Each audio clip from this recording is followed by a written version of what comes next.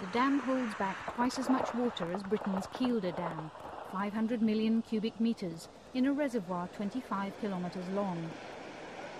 The top of the dam has been breached, and the surface buildings and sluice gates badly damaged, with water escaping down the spillway.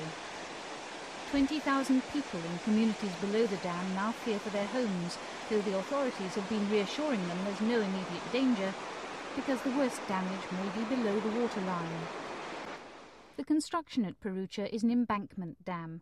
The clay and rubble core, protected by earth and rock fill, may well have been damaged by siting explosives in the culvert running beneath the core. Given the colour of the water flowing down the valley, that's a possibility proposed by one expert, chairman of the British Dam Society.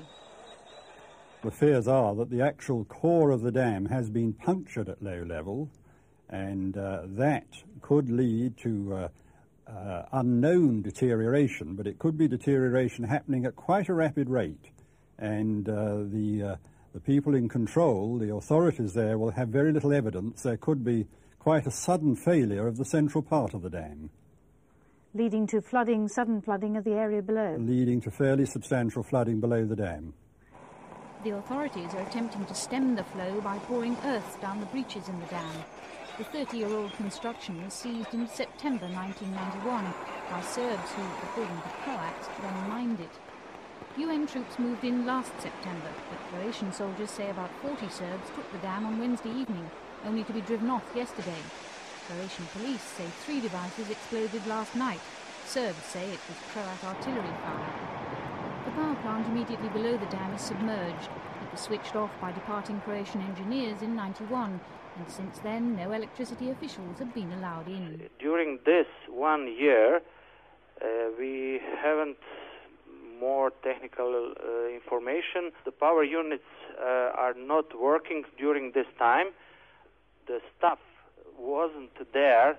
Only the soldiers from Serbian army and paramilitary forces was there, and we expect many damages in this dam and power plants also.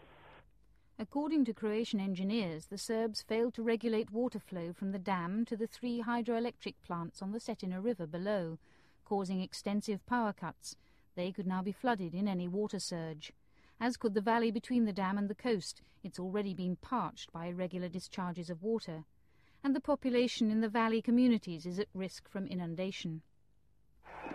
The authorities are now trying to drain the dam as fast as is safe, but the incident has implications beyond Croatia. It would clearly have a very serious impact on the peace negotiations in Geneva, mainly because the 2 peace negotiators are now exposed more than ever before. The focus of attention is changed back to Croatia rather than to Bosnia. Furthermore, the UN operations, the peacekeeping operations in Croatia, do not seem to have a great deal of credibility if the UN could simply be bypassed by the warring parties. The talks in Geneva go into plenary session tomorrow with hopes that a political settlement in Bosnia can soon be reached.